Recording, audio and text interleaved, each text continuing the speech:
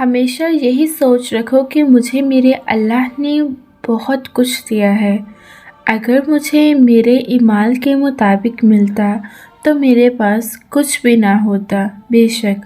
السلام علیکم۔ اگر آپ میرے چینل پر نئے ہیں تو میری ویڈیو کو پورا دیکھیں اور ویڈیو اچھی لگی تو چینل کو سبسکرائب ضرور کریں۔ پانے کا مگر اللہ کا قانون بڑا مختلف ہے۔ انسان کو وہاں آ کر ٹھوکر لگتی ہے جہاں اسے پار پہنچ جانے کا سب سے زیادہ یقین ہوتا ہے۔ انسان یہ سمجھ کر جھوٹ بولتا ہے کہ کبھی پکڑا نہیں جائے گا، اس یقین کے ساتھ دھوکہ دیتا ہے کہ اگلا بیوقوف کبھی اس کی عیاری اور مکاری جان نہیں سکتا۔ محبت میں ہار جانے پر لوگ نصیب کی بات کرتے ہیں۔ کبھی خدا سے محبت کی ہوتی تو یہ شکایت نہ ہوتی کہ ہم کبھی ہارے ہیں نصیب سے۔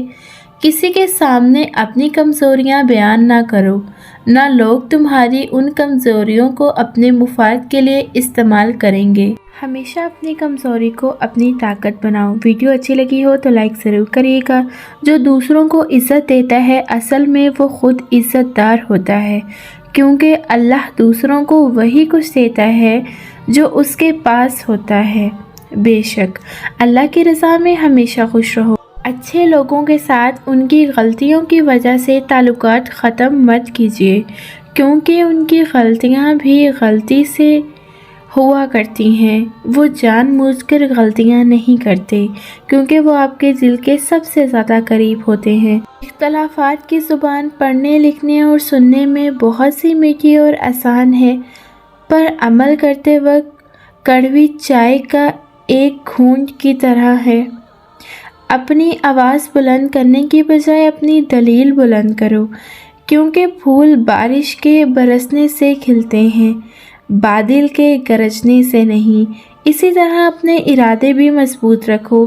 اگر کوئی تم سے جلتا ہے تو بجائے غصہ ہونے کے ان کی جلن کی قدر کرو، کیونکہ وہ لوگ ہی تو ہیں جو انہیں خود سے بہتر سمجھتے ہیں۔ لوگوں سے جلا نہیں کرو، ان کی قدر کرو۔